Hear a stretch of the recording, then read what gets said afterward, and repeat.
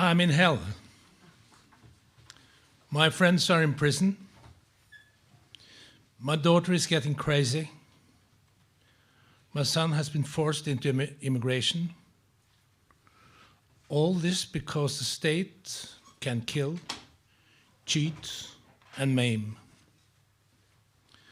These are the words of Ksenia Angelova, an artist living in exile. She's from Belarus, who recently published 30 portraits of Belarusian prisoners. Mainly prisoners because of their conviction and their work. My name is Larsen. I'm chair of Writers in Prison Committee in PEN Norway. And I wish you welcome to this meeting on when voices of criticism are forced into silence. Today's meeting will be sort of updating on the status of the situation in Belarus. But I have to mention before we start that PEN Norway, PEN Sweden, and PEN Belarus are cooperating in order to try to build up the situation for the better for PEN Belarus, which is they are working in exile from Warsaw in Poland. So what we're going to do, I'll be short, what we're going to do here today is to scratch a bit under the surface. If we want to go deeper, I guess we will have to be here until tomorrow, so we'll keep on for 1 hour and 30 minutes approximately. But first of all, this will be a lot of talking, of course, but we have to have something which can fill our heads with some more than just talk, also with some different way of thinking. We are so lucky that we have one of the leading poets from Belarus together with us today, Dmitrij Strotsev. I'm very glad that you're here. You live in Berlin, and you have published a book in Norwegian together with, translated together with Gunnar Wærnes and Mikael Nydahl. In Norwegian, it's called Belarus på hodet. And I wanted to leave the floor to you and to Hanne Ramsdal, who will translate into Norwegian. Please.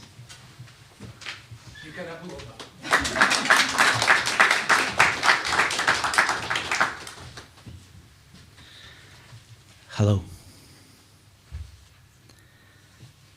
Мы с жонкой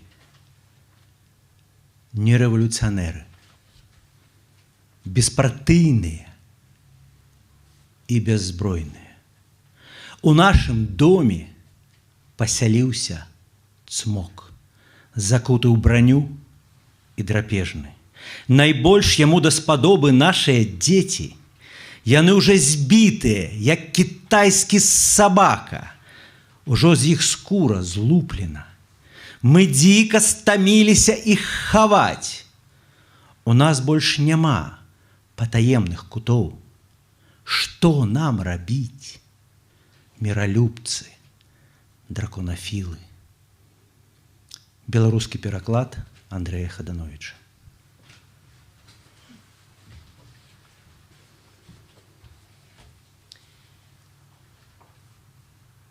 Jeg og kona mi ikke revolusjonære, vi partiløse og ubevæpnede.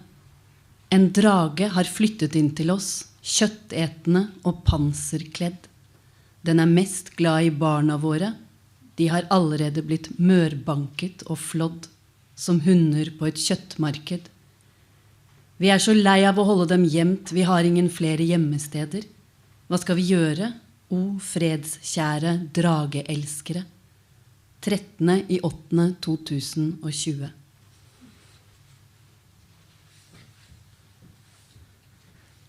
Как удивительно все же привести на площадь подругу. Утром главный вояка страны возопил: пусть будет геноцид своего народа. Сначала солдаты выстрелят вверх, а потом откроют огонь на поражение. Взявшись за руки, пройти по проспекту, как в последний раз, и вдруг на площади задышать свободно. Ключи у соседей, у собаки вода и запас сухарей на сутки. Пройти через двор, где беспечная падает тень, выйти на улицу, где святая бредет повседневность. Может, эти двое из всех движутся в наше безумие, на расстрел, соскочить, еще ничего не поздно, тошнота, паническая атака. Конечно, ты можешь всегда повернуть назад. Глаза и глаза и глаза. Шефу все пропало. Мы победим. Шефу все пропало. Мы победим. Кто и когда превращает первобытный животный страх в свободу и счастье? Кто эти 20 человек, что так раздражают диктатора? Почему от них рябит в глазах? Эвакуация Лукашенко из дворца началась прямо в эти минуты. Лукашенко покидает дворец прямо в эти секунды. Нет! Дракон опять возвращается с автоматом в клешне. Шефу все пропало. Мы победим. Мы дико устали. Мы победим.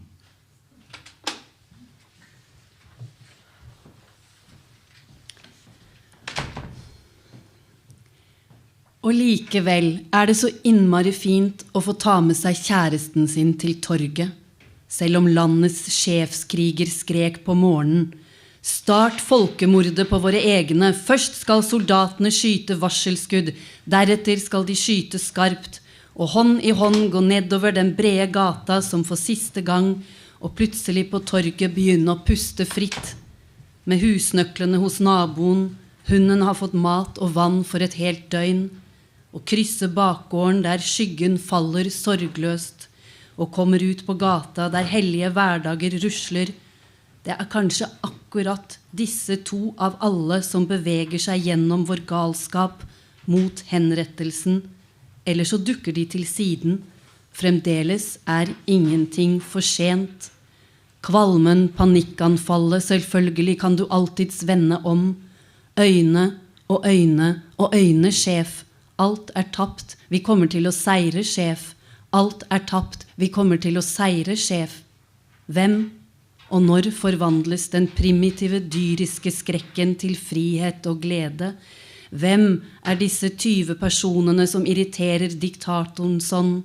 Hvorfor får de det til å flimre for øynene?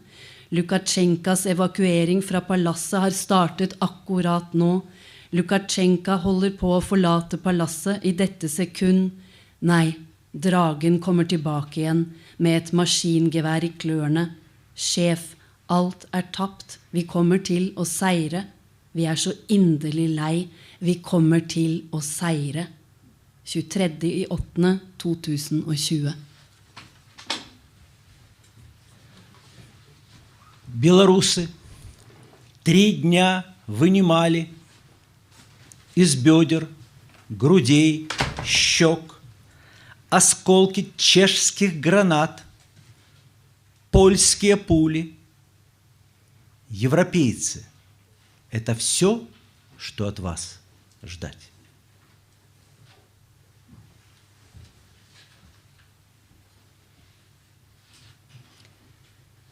Belarusere har i 3 dager nå fra hoft, bryst, kinn plukket tjekkiske granatsplinter, polske kuler og europeere. Dette alt vi har å vente oss fra dere? 29.08.2020. Плач, сердце, плач. До университету подкатили автобусы без номеров. За автобусов вывалили гопники без тваров. Каратей, мы не будем здымать масок, ничего не будем тлумачить и не будем тут чикаться с вами, ботаны вострокопытные. Мы пришли по детей. Мы будем винтить и ломать студентов в университетских аудиториях и коридорах. Это наш шанец телесно, потно, криваво доткнуться да вышэйшага навучання. Плач сэрца, плач. Беларускі пераклад Андрэя Хадановича.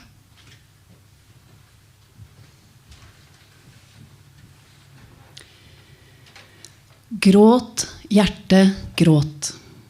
Til universitetet smyger busser uten registreringsskilt.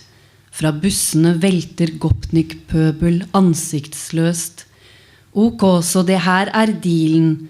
Vi tenkte ikke å ta av oss maskan. Vi tenkte ikke å forklare noen nokka. Vi tenkte ikke å dildalle med dokka forrikollprofessora.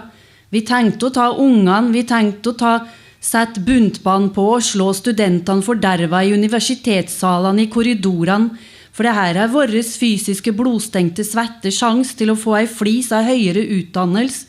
Gråt, hjerte, gråt. 4.9.2020.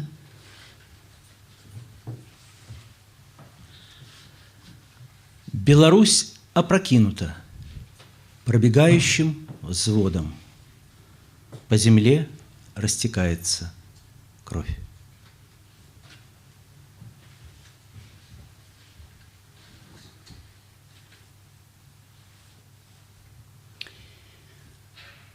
Mirakelet. De gikk hjemmefra og flommet utover I gatene som vann. Og vannet ble slått og plaget og nedstenket av vann, og vannet steg. Halvveis slått, halvveis skylt og tømt gjennom nåløyet. Og dro hjem. De som var vann I går, har nå blitt vin. 5.10.2020. Was it the right one? Vi har oversatt et feil dikt. Цуд. Выходили из дома, растекались по улицах водой. Воду били, колотили, заливали водой, а воды прибывало. Недобитые, недомытые, скрозь игольное вушка, перолитые, вертались додому. Тые, что учора были водой, а сёння ужо вино. Беларускі пераклад Андрэя Хадановича.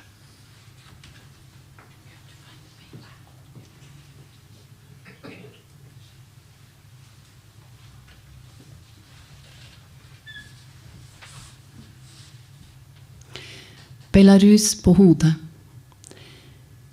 Belarus på hodet veltet av en fremadstormende tropp. Over jorden flyter blod. 24.9.2020.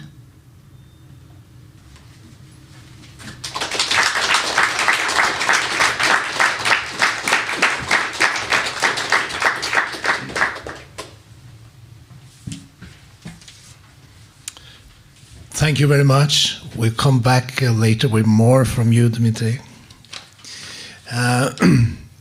PEN Norway has got a new Secretary General, and he's going to do perhaps it may be the first job you do publicly for PEN Norway, is it? It is. Yeah, Jørgen Watne Frydnes, please.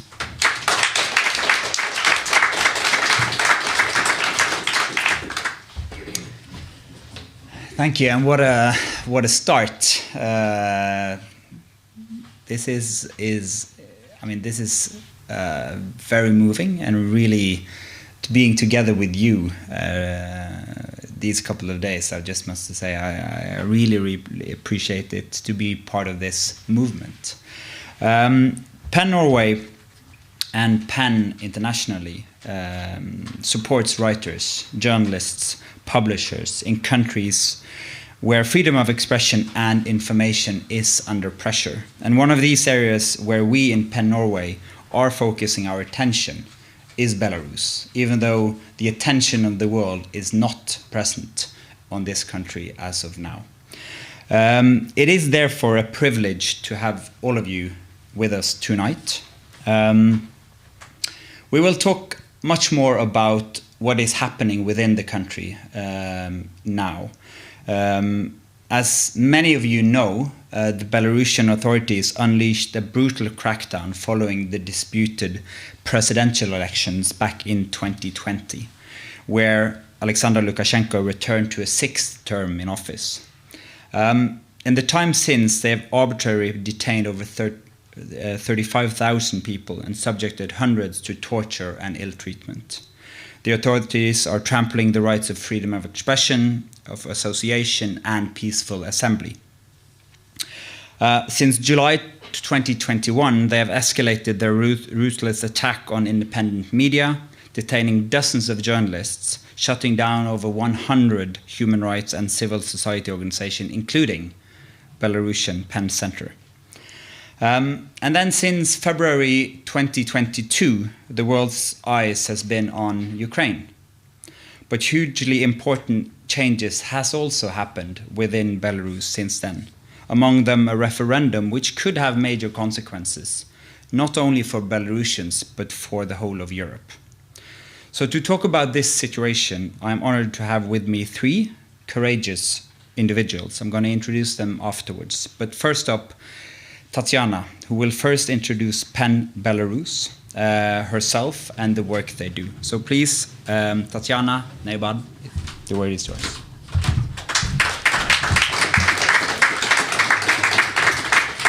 Okay. Over there, it's up to you. God kveld. I'm happy to be here. Thank you for having us here. Thank Norwegian PEN for inviting us. I'm here for the 2nd time in my life, so I'm a little bit at home, feeling myself. PEN Belarus was founded in 1989 when Soviet Union is crushed and liquidated in 2021 at the anniversary of presidential elections. I accidentally was in Warsaw when my colleagues, my friends were detained in the middle of July. And then I decided not to back to Belarus and just to stay in Warsaw, to have our team in Warsaw and to continue our work as a PEN Belarus in exile. We are in exile, but our members, 20 of our members are in Belarus, and part of our team still in Belarus. But every day, more and more people are going to abroad due to security reasons. PEN Belarus is operating in 2 directions. It's a human rights direction with monitoring of human rights violations in cultural field, and creative directions. We try to give writers an opportunity to write, to develop Belarusian culture, and to develop and to save Belarusian language and to support it. In Warsaw, we have registered in the middle of 2022, in the middle of summer, and we have I'm laughing, I'm joking that repressions give us more and more competent people, competent co-workers, because unfortunately more and more people are forced to leave Belarus, but we could have competent co-workers abroad. And it is better to have them in prison, where conditions are considered by human rights organizations as tortures, and where many of our friends, not only co-workers, not only colleagues, but our friends, our close friends, are in inhuman conditions and tortured. Belarusian language and culture does not have their own state, so there are no state which could support, defend, and protect Belarusian culture, and our mission is to preserve and to develop it abroad and try to help those who are inside Belarus. So we try to not to divide people, those who are inside and outside Belarus, but try to help writers and creative cultures, creative figures, inside Belarus and outside Belarus without any dividing. Thank you.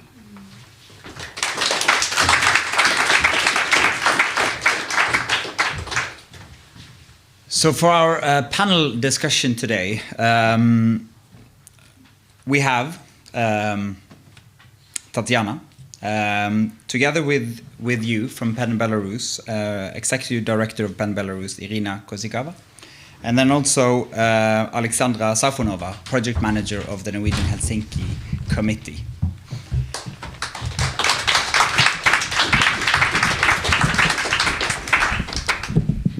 Just try to get this with me.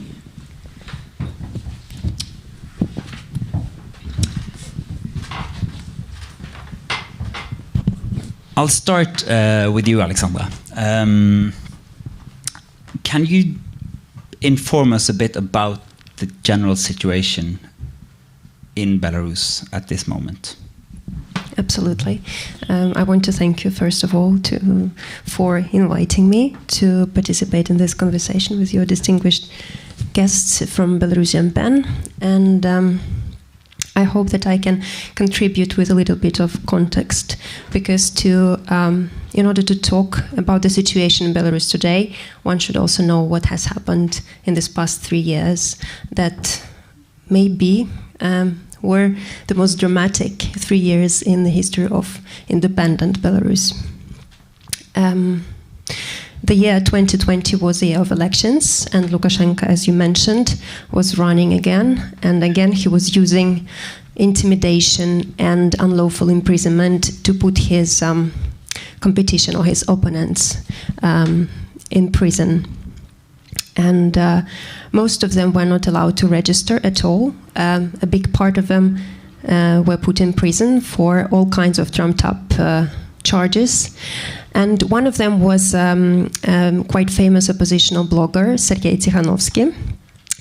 He was imprisoned roughly a few months before the elections, and his wife, Svetlana Tikhanovskaya, to support him, registered as an independent candidate. And it was just a gesture of solidarity, but this gesture rallied the rest of opposition, who managed to unite and managed to run quite a successful election campaign for Svetlana. And according to the independent observers, she won. But Lukashenko announced his triumph on the 9th and 10th of August with ridiculous 80% of votes, as he usually does.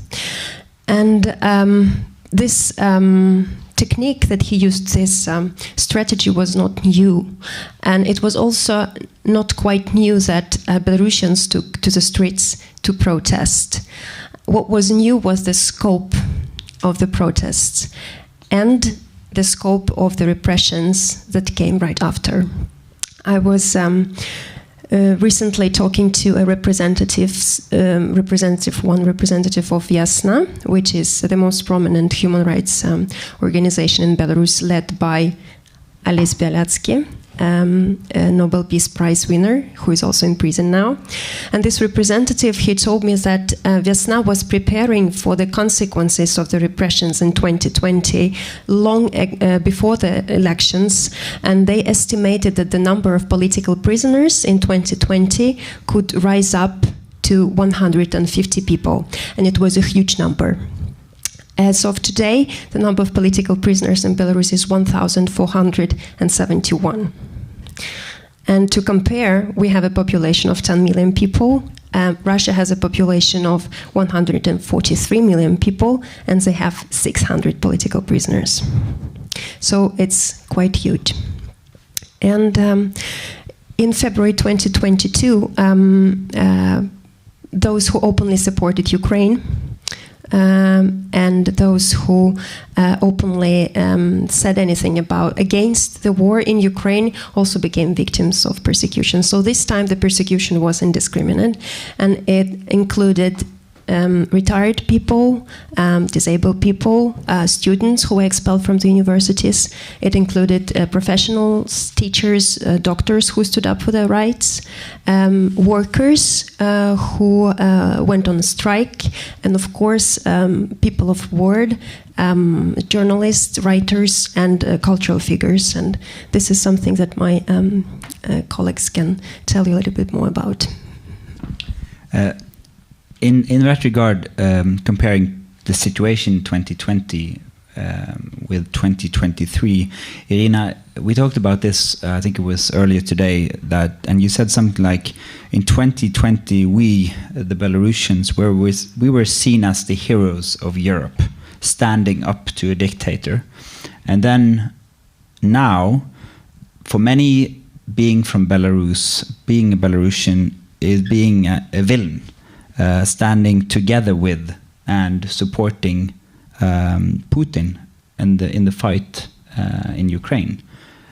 From your perspective, how is, on a personal level also, how is that seen, that perspective 2020 to 2023 from the outside world? Thank you for your question. So I can say that really in 2020 it was a great number of creative people around the streets. And now, unfortunately, in Belarus, only the silence can be found on the streets.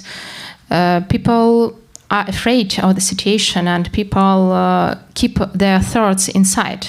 It doesn't mean that Belarusians don't think more about this situation. It doesn't mean that they are the same. They just need to put themselves safe and their families safe. And certainly, speaking about the war in Ukraine and the aggression of Russia, for example, among my friends, about my relatives and people who I know personally, no one supports Russia. All of them support Ukraine. And so Belarusians are always not for the war. They are for peace. And the events which were in 2020 shows that no one was on the streets with the gun. Everybody was in white clothes, with flowers, with some creative papers and lozenges, but nobody take the gun in their heads. And nothing changes. Only the level of repression changes, and it really increased during the last 3 years. It's like a big machine which can't stop for any day. Another thing you said was first they took the most prominent and visible people, the opposition leaders. Then they took the people on the streets in 2020 in the demonstrations, and now they're coming for the ordinary citizens that supported the movement.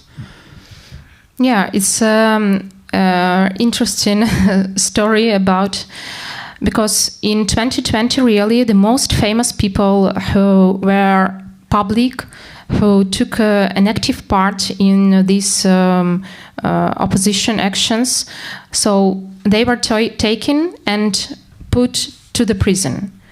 Then they came to not so famous people, but for example for those who were on the streets during the demonstrations. And now I know that prosecuted that everyone who, for example, put the signature for the candidate in presidents is prosecuted. Somebody who sent money to support peace demonstrations or protests is prosecuted, and they don't stop. They don't stop these repressions. Now the situation is that independent media is outside the country. And it is rather difficult to get this information of level of repressions. And also people don't want to share it with independent media because they want to stay safe in the country, inside the country. But we were shocked in 2020, then we were shocked in 2021, and now is 2023, and we have new events that shock us. And I even afraid what will be the next step to shock us. Sustained repression is not only restricted to the people of Belarus, but also to the Belarusian language and the cultural sphere. Taciana, could you help us to understand what this is all about? Yes, I would say that today, in 2023, we have still repressions for and detentions for participating in protests in 2020, not for just nowadays activities, but for 2020 activities. And participating in protest or signs against violence. This is what the crime is. This is what the authority consider as a crime. And when in 2020 peaceful protesters were detained, those who spoke Belarusian language were mocked and beaten and tortured more. We still have Belarusian language as our state language in constitution, but it doesn't matter. Belarusian language is a sign of unloyalty to regime, is a sign of disagreement with the regime, and Belarusian language people are detained. They attract attention of forces, and they could be checked. Their smartphones could be checked at the street. And then if they find any chats, any subscriptions, any photos from protests, they of course could detain you. And it is not such thing that you could, for example, deny giving password to your phone. Then you could be beaten or keeping in cells without mattresses, without any in a company with people who in unhygienic conditions, actually. And as I have said, Belarusian culture doesn't have nowadays its own state. So we actually need allies all over the world to help us to preserve and to develop and to protect Belarusian culture and Belarusian language. Belarusian books are recognized as extremists. History books are recognized as extremists. If historical narrative is put in Belarus as a part of European history, this is extremism in mind of Belarusian authorities. And the only possible narrative is when Belarusian history and Belarus is a part of Russian world. So Belarusian history, Belarusian culture is replaced actually by Russian world culture in Belarus in public sphere. I will not say that there are any Belarusian culture and Belarusian cultural life inside Belarus. It is, but it is underground, like in 1980s. It is underground, it is in silent situation, in private homes, in private apartments, where could be literary readings, or sometimes thanks to embassies, which provide their venues for literary readings or concerts. So cultural life could be provided there in embassies of European countries.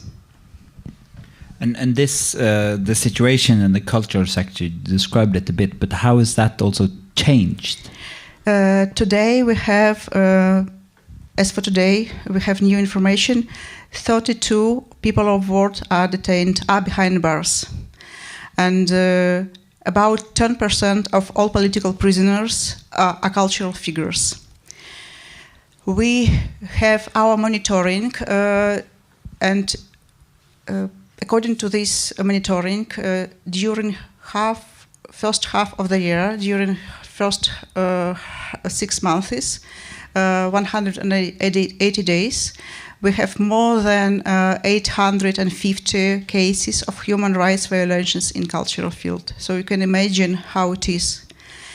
In 2020, cultural creatives stands for peace, stands for fair elections and against violence. And now, step by step, all cultural activities are pushed out from the country or just from the public space. Publishing houses are closed in Belarus, liquidated in Belarus. There was history in May 2022 when one of our publishers, Andrei Yanushkevich, tried to open his publishing house, not publishing house, but bookstore in Minsk. There was huge interest for this in social media, and this bookstore worked only for one day, or even less, because in the morning he opened it, and in the evening, before it was closed, before the day is finished, he was detained and spent 30 days in the prison under administrative arrest. And in this case, you are happy that it was only administrative arrest, without mattresses, in, for example, 6-person cells, but it was, for example, 12-person inside cell. But you are happy that it was only administrative arrest, not criminal case. So now he continues his activity in Warsaw also, and actually there are only one publishing house in Belarus, which now continue to publish Belarusian literature, but only children literature, and the other one is stopping publishing Belarusian literature and just publish other books. Up to 200,000 or 300,000 people might have left the country since 2020. Yourself, you said the writers of Belarus won't be silenced and PEN Belarus will not disappear when it was closed down by the authorities. Could you give us a bit of how is it to work, the work you do in exile, both for yourself but also for the members of PEN outside the country? We try not to give up because our friends are in prison, and of course we are very tired. Sometimes we disappointed or frustrated, but still we try not to give up because our friends are in prison, and we should do something to continue their work and our work as well. We have registered as an NGO, but as you have said, in the shadow of Ukrainian war, of Russian war against Ukraine, we are not interested more for the whole world, which was excited about Belarusians, and we were excited by ourselves. And in 2022, we became co-aggressors because Belarus territory is used to attack Ukraine by Russian troops. So it is trying not to give up and trying to continue our work, and I'm very proud with our team because we haven't stopped our work even for a day since 2020. It is just I don't know, but of course it is another country. It is a different system of legislation. It's many challenges we are facing. But we are in safe conditions. We are in terms of security, we are in good conditions. And I hope that if we could stand on our legs, if we could be stable in Polish situation, further later we could help other Belarusian initiatives inside Belarus. And when the situation will be changed, we could be for them like a strong hand and could provide them with expertise, with support, even in terms of organizational development. And speaking about PEN members, you know that PEN is usually a member organization. So now we have 64 members, and 20 of them are in Belarus. Others are outside of Belarus. They were forced also to leave the country and to relocate to other countries. And it's a difficult question, and it's a challenge how to work now in exile. Because for those who are in Belarus, they want not to be public. So they don't want to provide the information that they now are in PEN. It may cause some consequences for them. Or they can be prosecuted maybe in some day, not now, but we don't know what will be tomorrow. Will we be concerned as some illegal or extremist organization? And that is why now we are finding some ways how to work, how to find a solution between these public members and non-public members, how to collaborate with each other, and how to provide benefits both to those people who are outside Belarus and for those who are stand in Belarus, and also continuing cultural life and cultural activities. So this is the situation with members. Aliaksandra, a bit similar question about the work that's been going on for other organizations as well, in the diaspora or your own organization. Can you explain a bit about how on the outside can support the activities also within Belarus? It's really important to continue to give support to the organizations from Belarus, even though they are not working inside the country right now, and there are practically or literally no organizations inside the country right now. And I know it was a big turnout for the donors after the events of 2020, because people think like, what can you do for the country outside the country? But they still do a lot. They still have connections and network inside the country. So the support that they get outside really goes inside the country. So this is what we are trying to do in the organization as well. And support individuals, because before it was hard for the NGOs to work in Belarus. It's a very challenging job, but at least people doing it were at home, they were with their families, and now they are in exile, trying to find a place to live, trying to legalize, trying to find out how the children are going to live in this new country. So it's a whole new level of challenges that they are facing. So it's very important to give support.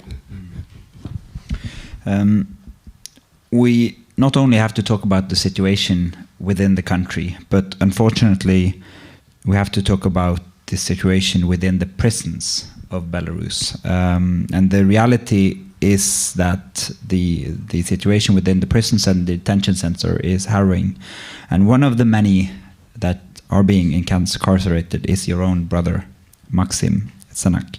Together with Maria Kalesnikova, for many the public face of the 2020 peaceful protests, Maksim was sentenced to 10 years in prison. Could you tell us a bit more about your brother? Yeah, so the situation is so that my brother now is in prison and is sentenced for 10 years of prison. And the key point is that we have no information since February of this year. No information, it means really no information. No letters, no phone calls, no visits, nothing. Even no information from other prisoners. You know, sometimes somebody can talk something and say something, provide you with some information. Unfortunately, he has an incommunicated status, and certainly we consider it as a torture, not only for him but also for us as relatives, because we don't know now even is he healthy, what is his moral situation, and so on. That's not the only case with Maksim, also with the key figures in Belarus who were the most famous faces during the protests 2020. Is the same situation with Maria Kolesnikova, Viktor Babariko, Sergei Tikhanovsky, Mykola Statkevich, and so on. I suppose about 10 people now have this incommunicated status since February. And really, the situation with other political prisoners gets worse every day. So we can compare also what was in 2020 and what we have now. And as the level of repression against people, against citizens of Belarus is increasing, the same is for the political prisoners. So at first, we have the opportunity to send letters and to get answers. Then these letters were delayed for 2 weeks or 1 month and so on.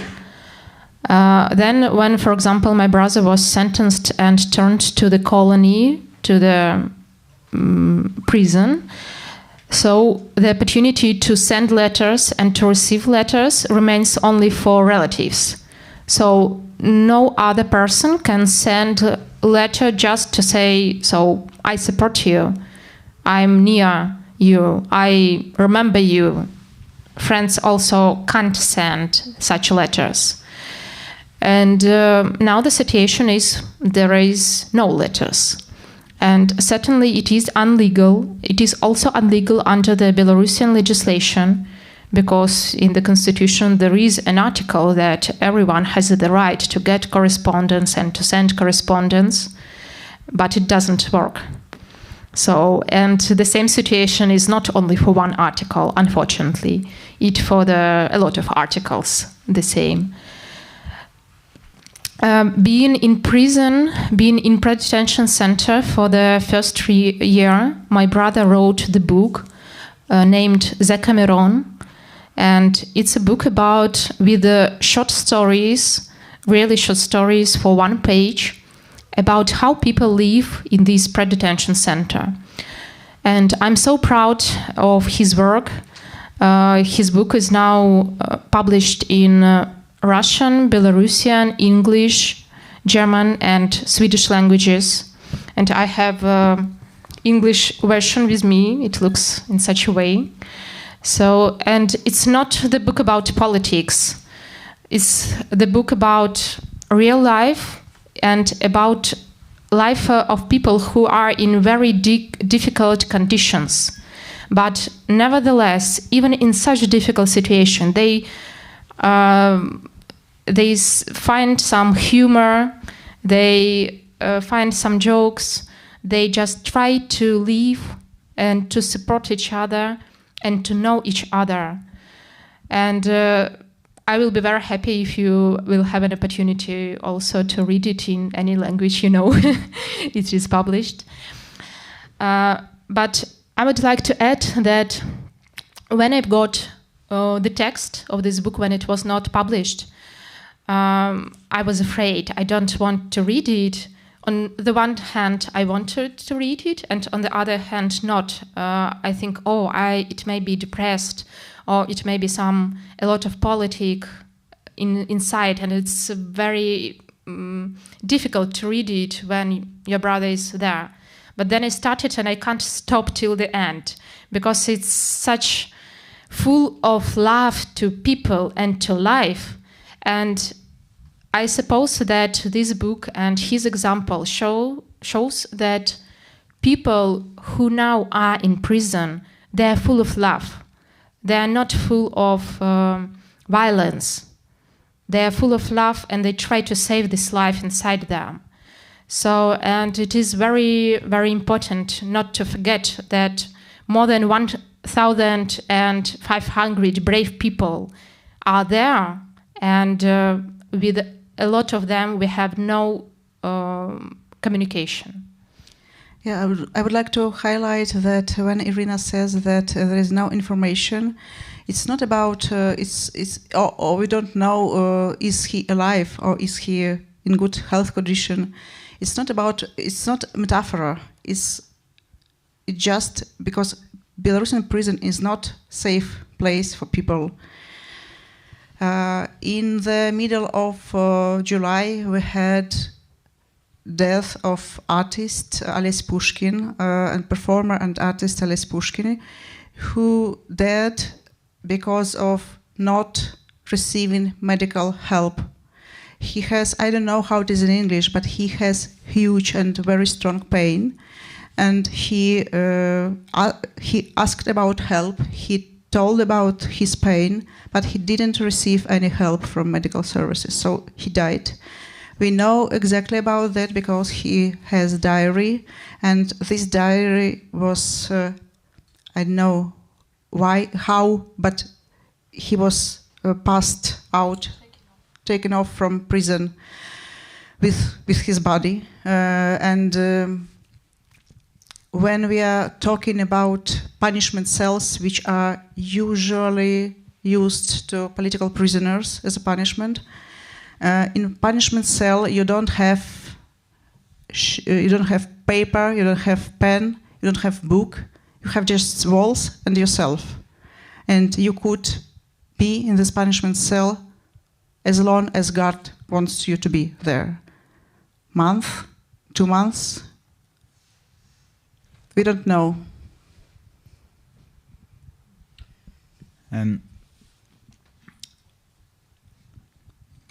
Within all this darkness and this the doom and the gloom, it seems, at least from the outside, that there is, although glimmers of hope, and particularly looking at it. I mean, looking at how how Lukashenko portrays women as weak. It seems to be women, taking on the responsibility, leadership roles. I mean, this evening has showed 3 great examples of that. In a longer perspective, it seems to have a long delayed, national awakening. You're talking about the culture, the symbols, the flags, the colors, the white and red Belarusian flag that has been long a symbol of, the opposition or the opponents of Lukashenko. Last year, I had the privilege of having dinner with Svetlana Tikhanovskaya, and during our conversation, we talked about how civil society, how independent media, NGOs, and various groups of protests have become even closer than ever before. And in that, trying to have a vision of Belarus, an alternative vision for Belarus. Do you share that type of optimism? I mean, this is a question for all of you. Dmitrij Strotsev read his poem about that we will win and we will die. We will win and we will die. Since 2020 we have the same, but in 2020 it was through one day we have several, we will die, we will win, we will lie, we will win. It was desperation and happiness, desperation and happiness. Now we have also those feelings. It may be not several times during the day, but still sometimes we are happy with any information. But I could maybe answer about Svetlana Tikhanovskaya and about her participating in elections. I think I'm really sure that Lukashenko gave an opportunity to Svetlana Tikhanovskaya to be registered as a candidate because he underestimated her. He thought that she was actually a housekeeper, and he thought that she will not vanish, and she will not be so successful, but she could, and this is huge strength, and we are very proud of her, actually. I can add that these feelings, win and not winning, dying. Yeah, dying. So now we think about little victories. So not about some huge victory, but it's a victory when you help somebody, even one person. It's a victory if you provide information to those who need this information. It's a little victory.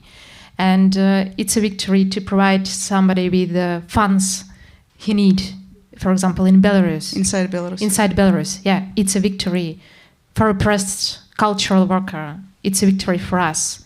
And it's a victory even that we are sitting here and you are here listening to us, because all of you now will know the situation, how it is. And it's also a victory. So I suppose we are not thinking about a great win. You know, everyone is so tired and even depressed sometimes. But I personally now is thinking about little victories. All that. And as long as Belarusian organizations have good allies, I think there is hope. Because, as I said earlier, support is still important, and it's not only about financial support, it's also about ideological support and emotional support. So as long as we have allies, there is hope. I would like to ask you questions all night. That would be a bit selfish. I'm gonna open up the floor for more here as well. Just one last thing from me, and that is kind of the question I think we always should ask, being in Norway. You know, what we have been discussing, what PEN as organization, PEN Norway can do to support, but you know, ordinary Norwegians or the government, what can they do? What can we do as citizens of Norway? Actually, we feel PEN Norway is supporting us since 2020, and it's really very important for us because we are not alone in this world. We are not alone in this situation, and this solidarity is very important. I think that this tradition of freedom of expression in Norway is also very, very important for us to forward it, yes, and to have it in our, to see that you are successful at, so we could as well. So I agree with Taciana, and really we are feeling now here like at our home also. We have home in Belarus, had home in Belarus, in Warsaw, in Oslo. So we are living all over the world now, Belarusians. And thank you so much for your warming words and for sharing ideas. Hearts, yeah, and for hearts, and for hugs. Thank you. How do we do this? This is my first. Do you want to come up here because there's a streaming, or do you want to? It's best if you come up here and ask your question in the microphone. Great, thank you. Hello, my name is it on? No, it's okay, maybe. Yeah, my name is Jon Færseth. I'm just curious, maybe this is a silly question, but you say like, you said several times, I think, that the Constitution says so and so and so, but it's not like that. I'm just wondering, is there some kind of, what for lack of a better word, some kind of legal underbind to this? Is it some kind of unntakstilstand? Martial law. Yeah, or like some kind of exceptional situation, martial law or something going on, or do they just not care about the Constitution? Or do they have some kind of justification by it? That's why I'm wondering about. There are so much exceptional situations during the last 3 years, you know. I mean, legally, so. Yeah, in legal way. So I worked in Belarus as a lawyer and as an advocate. And I do my best, and you know, there were some court sessions when you do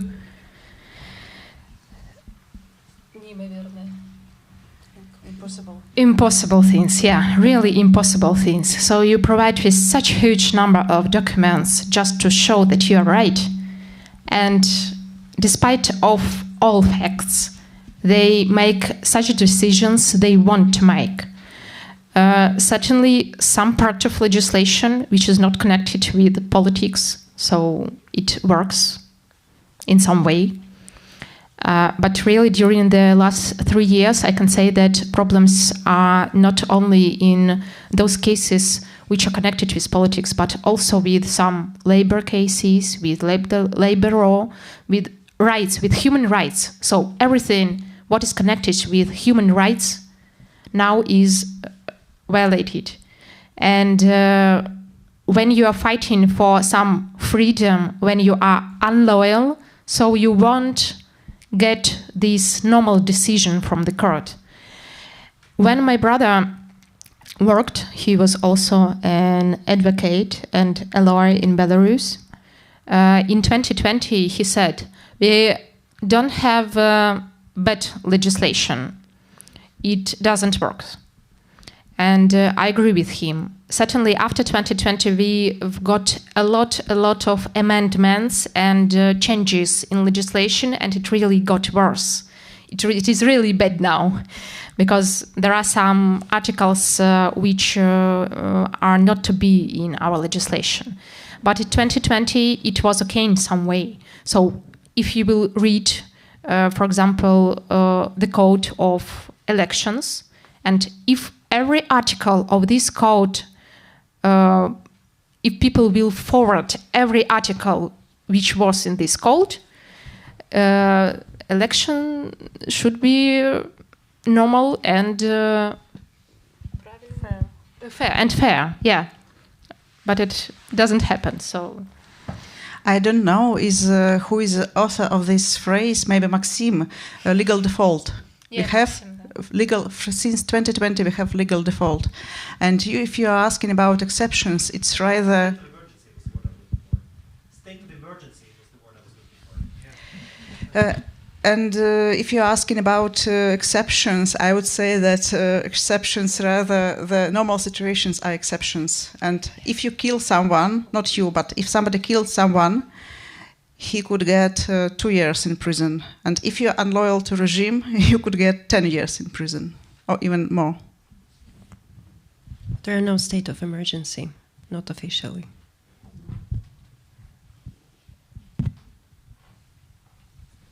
Yeah.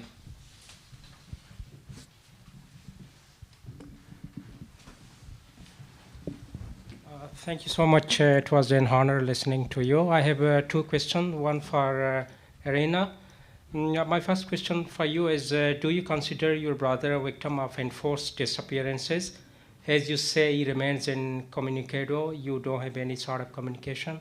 So is he a victim of enforced disappearances? And my second question is open to anyone. So how common is transnational international crime? Do Belarusian activists living in exile face harassment or experience pressure, as we have seen in the case of China, Saudi Arabia, or Iran? They are pressurizing or harassing activists in exile. Yeah, thank you.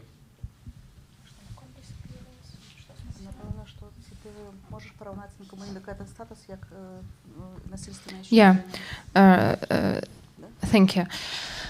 Yeah, speaking about my brother, I can say that it may be considered as a disappearance because he really disappeared from our lives since February 2023, and so I don't know any information about him. I hope that everything is okay with his health. He's a strong person with strong values, and I just hope. I just feel it in my heart, you know. Sometimes you feel that something bad happens, and sometimes you are just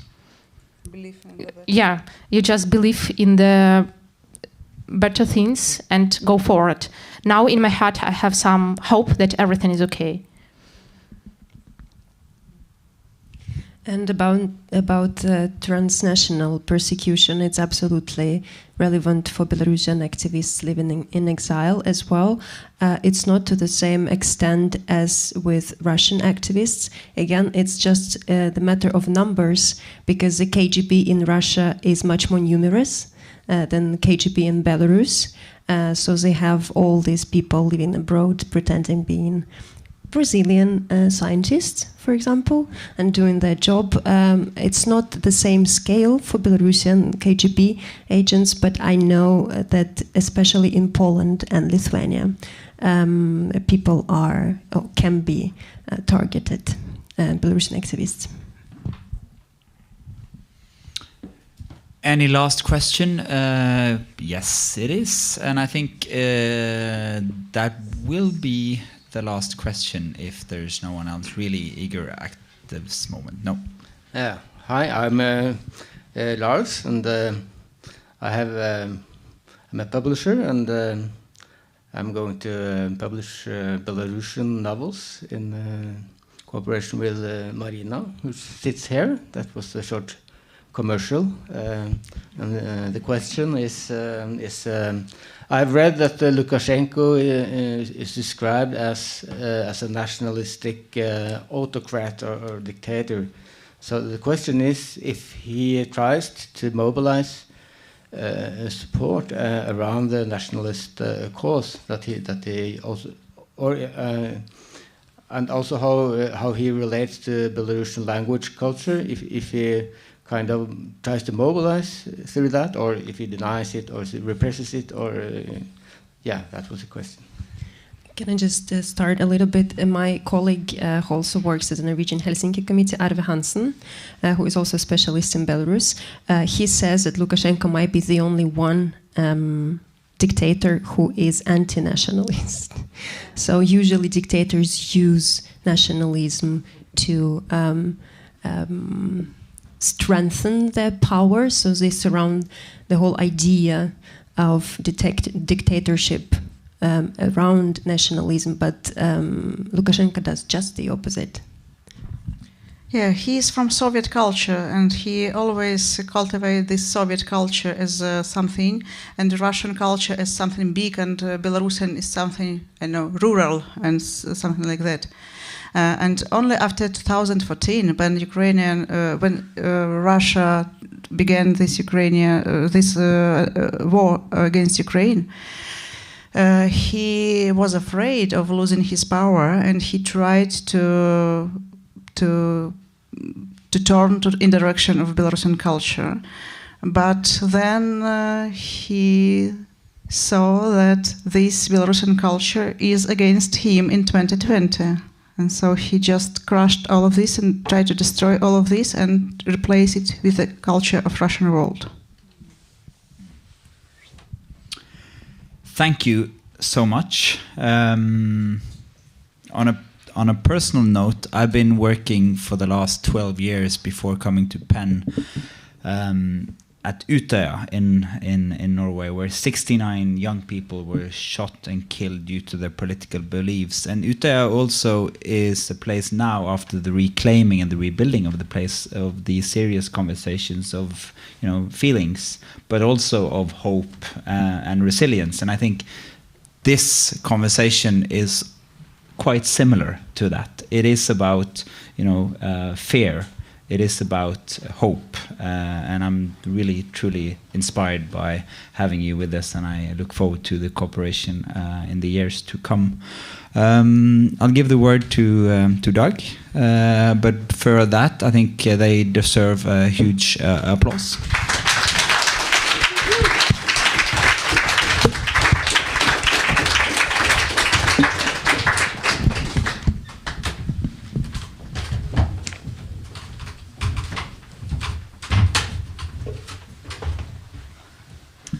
Thank you so much, all of you.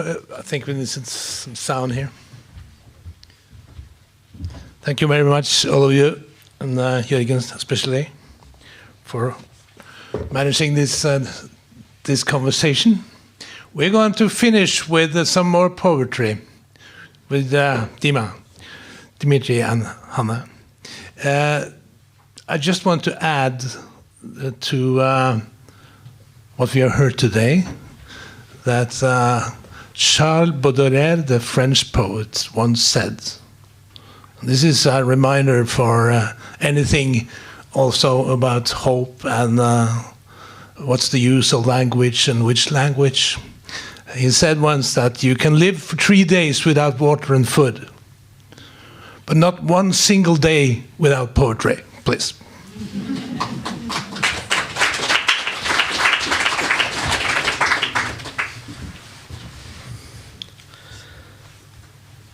Strotsev, ты почему еще на свободе? Спрашивает меня. Как? Ну, я стараюсь. Ты не белорус, Strotsev. Знаешь почему? Но тут старайся, не старайся, жалко. Если не сидел, еще не белорус, вот почему. А ты-то как? Спрашиваю людей. Но я подбодрить хотел, огорчился внутренний голос. Ты-то меня знаешь. Как жалко людей.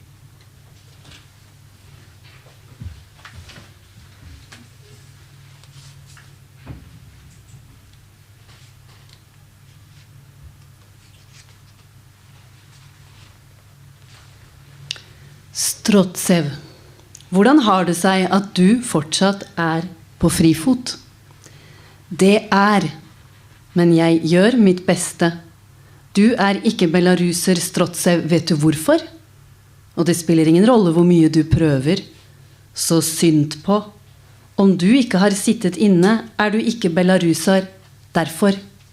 Og du da, spør jeg, folk. Men jeg ville bare være morsom, sank den indre stemmen sammen. Du vet jo hvordan det så synd på folk. 17.10.2020.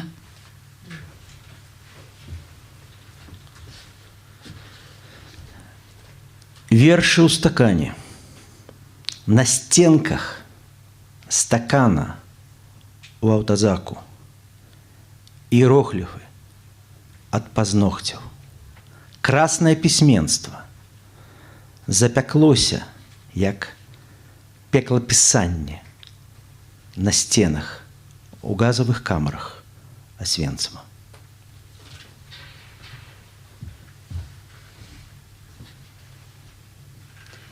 Dikt I glasset. På veggene I glasset I Svartemarja fingerhieroglyfer snakkende brannrødt som den negleskrapede helveteskriften på veggene I gasskamrene I Auschwitz. 23.10.2020.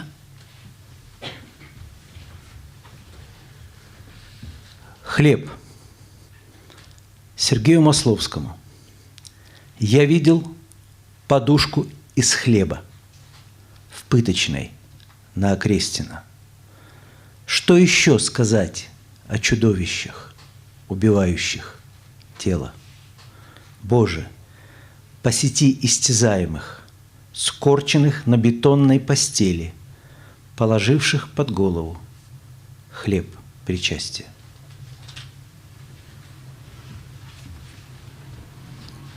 Brød til Siarei Masluski. Jeg har sett ei hodepute av brød I torturkammeret I Akrestina-fengslet.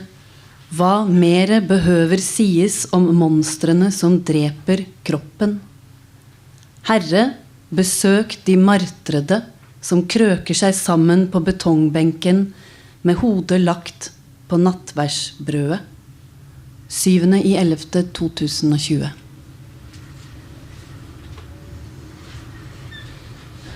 Памяти Романа Бондаренки. Пчолы упевненные, казав Толстой, что яны для сябе збираюць мёд, а насамрэч яны апыляюць сад. Беларусы думаюць, кажа Христос, што яны збіраюць свой край, а насамрэч сабой загойваюць свет.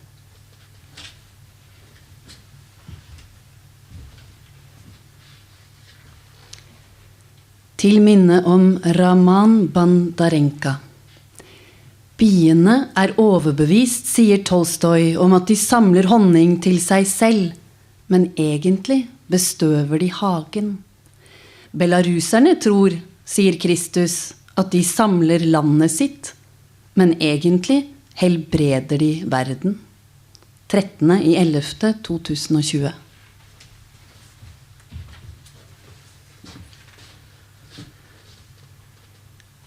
Гэта самы шчаслівы час за ўсё жыццё маё, кажа. Гэта як жыццё пасля смерці, само жыццё замест смерці. Гэта вытлумачыць немагчыма і не трэба. Немагчыма было падказаць і не прызнаць немагчыма імгненна. Гэта ідзеш сярод мёртвых дамоў, а тут у воскрэсенні мёртвых. Вакол у воскрэсенні мёртвых. Людзі навокал выходзяць з мёртвых дамоў, паўстаюць з магіл і выходзяць, у здзіўленні натоўпам выходзяць, і многае мноства жывых. Яны хахочуць і плачуць, і паюць, і танцуюць, як бессмертныя, як на мёртвых... Яны смяюцца і плачуць, пяюць і танцуюць, як несмяротныя. Нібы пупышкі на мёртвых кустах распускаюцца, нібы прастора купаецца ў воблаку белых, чырвоных і белых кветак. Нібы пчолы гудуць і п'янеюць у цяжкім і хмельным пылку. Як яны любяць адно аднаго, як ніколі ніхто у жыцці маім, кажа. Беларускі пераклад Андрэя Хадановича.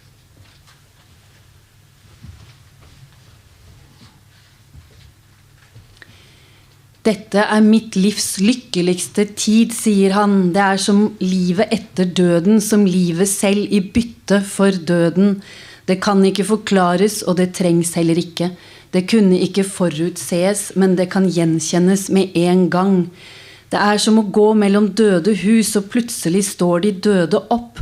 Overalt står de døde opp. Overalt folk kommer ut av de døde husene, opp av grava og går ut. De går ut, den forbausede flokken går ut, skarer og atter skarer av levende. De gapflirer og gråter og synger og danser som de udødelige, som når døde greiner begynner å spire, som når all utendørs bader I en sky av røde og hvite blomster, som surrende bier svimler av tung berusende pollen, og de elsker hverandre som ingen annen noensinne mens jeg har levd, sier han. 21.11.2020.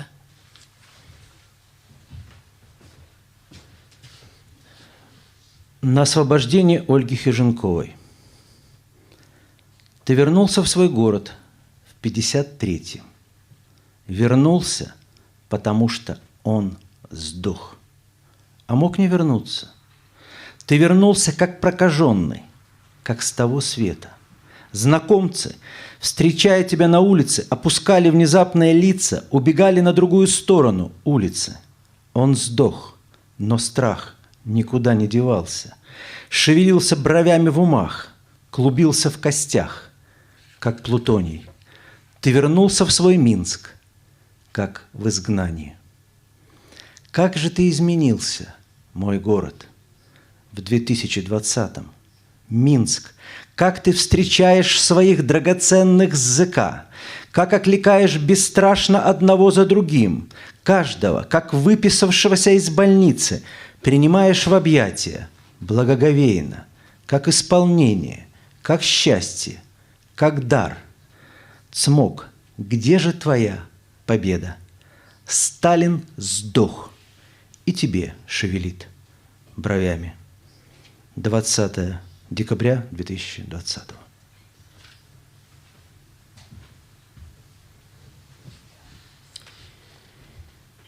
Til Volja Kisjenkovas løslatelse. Takk. Du kom hjem til byen din I 53. Du kom hjem, for nå var han død. Du kunne like gjerne ha forsvunnet, men kom hjem fra det hinsidige som en spedalsk. Kjente fjes så deg på gata, senket blikket plutselig og flyktet over til motsatt fortau. Han var død, men redselen ble værende, og fortsatte å rynke øyenbrynene og holdt seg svevende I knoklene som plutonium. Du kom til ditt eget Minsk som til et eksil. Min by som du har forandret deg I løpet av 2020, som du tar imot Minsk, dine kjære fanger. Du kaller dem til deg uten blygsel, den ene etter den andre. Og med andakt omfavner du dem som om de var utskrevet fra sykehuset, som et ønske oppfylt, som en lykke, en gave. Drage, hvor blir det av seieren din? Stalin er dau og rynker øyenbrynene mot deg. 20.12.2020.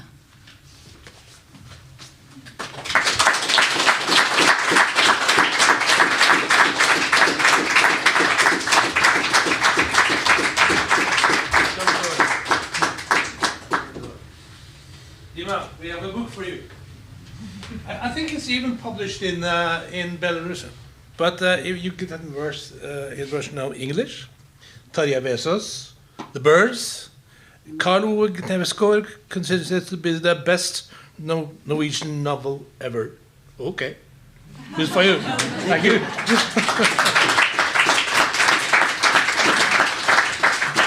Aliaksandra, can you please come up? For you, we have a Norwegian book by Haile Bizan. La oss si at jeg er. That's pretend I am. He is Eritrean, and also I think he's still a share of the Eritrean PEN. But this is a very fine poetry book translated into Norwegian. Thank you for it.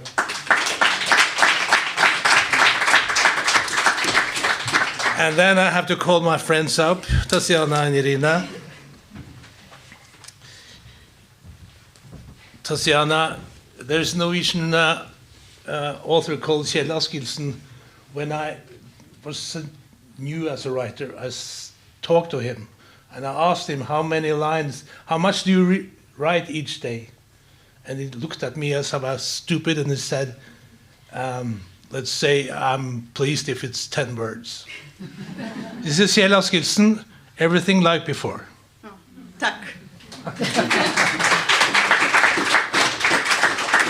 And then we have for you, Iryna, The Ice Palace by Tarja Vesaas, the same. I even think that you can read it in Belarusian, but here is the English version. Thank you for our press. Thank you to the administration of PEN Norway, and we wish you a safe trip home tomorrow. Thank you so much. Thank you for coming.